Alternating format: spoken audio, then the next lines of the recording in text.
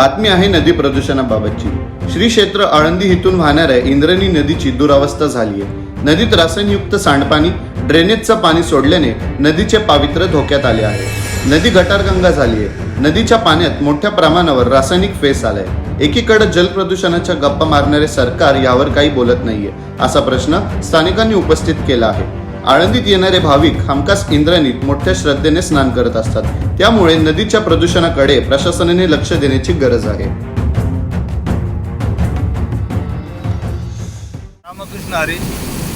खरं तर आज सर्व जगामध्ये पाणी टंचाईवरती खूप मोठ्या प्रमाणामध्ये काम चालू आहे आणि आपल्या पिंपरी शहराला लाभलेल्या पवना, मुळा, मुठा, इंद्रायणी या पवित्र नद्यांमुळं आपल्या पिंपरी चिंचवड शहराला संपूर्ण पाणी पुरवठ्याला कधीही कुठल्या हे जाणवत नाही आहे। परंतु ज्या शहराचं स्मार्ट सिटी म्हणून आपण उल्लेख करतो, त्या शहराच्या संदर्भामध्ये महाराष्ट्र प्रदूषण नियंत्रण मंडळ झोपलं आहे काय असंच वाटायला लागलेलं आहे। आज आपण पाहू शकताय इंद्रायणी नदी अक्षरशः फेसाळलेली आहे। पिंपरी चिंचवड शहरातील मलमूत्र, सांडपाणी सर्रासपणानं ह्या इंद्रायणी नदीमध्ये फोफावतं आहे आणि परिणामी हे सर्व मोठ्या प्रमाणात जलपर्णीचं साम्राज्य इंद्रायणीच्या नदीपात्रामध्ये झालेलं आहे। यावर्षी या 24 किलोमीटरच्या तळवडे ते चरवडी या पट्ट्यासाठी पिंपरी चिंचवड महानगरपालिकेत जवळजवळ 1,12 लाखापर्यंत निधी खर्च केलेला आहे आणि संबंधित ठेकेदार, संबंधित अधिकारी काय काम केलं हे प्रत्यक्षात आपल्याला या ठिकाणी पाहायला मिळतं आहे।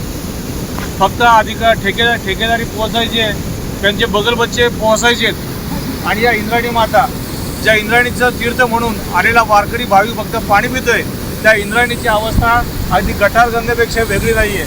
मला सांगा, जे अधिकारी याच्यावरती नियुक्त आहेत त्याच अधिकाऱ्यांना ह्या पाण्यामध्ये उभं करायचं आणि हे पाणी तीर्थ म्हणून त्याला प्यायला लावायचं, तो पेईल का? आणि अशा निर्डावलेल्या ज्या गेंड्याची कातडी पांघरलेले अशा अधिकाऱ्यांवरती, प्रशासकावरती कठोरात कठोर कारवाई व्हावी, अन्यथा सर्व वारकरी भाविक भक्त यांच्या भावनेचा बांध फुटू देऊ नये असं मला प्रशासनाला या ठिकाणी ठणकावून सांगायचं आहे। की वारंवार आम्ही आपणास विनंती करतोय सोशल मीडियाच्या माध्यमातून, परंतु आपल्या पुढाखालची खुर्ची आपल्याला सोडत नाही आहे। प्रत्यक्ष जागेवरती पाणी कापा। महाराष्ट्र प्रदूषण नियंत्रण मंडळाच्या अधिकाऱ्यांना विनंती आहे की आपण याच्यावरती कारवाई केली नाही तर आम्ही आपल्या ऑफिसमध्ये घुसून आपल्याला याचा जाब विचारल्याशिवाय आम्ही पर्यावरणप्रेमी राहणार नाही।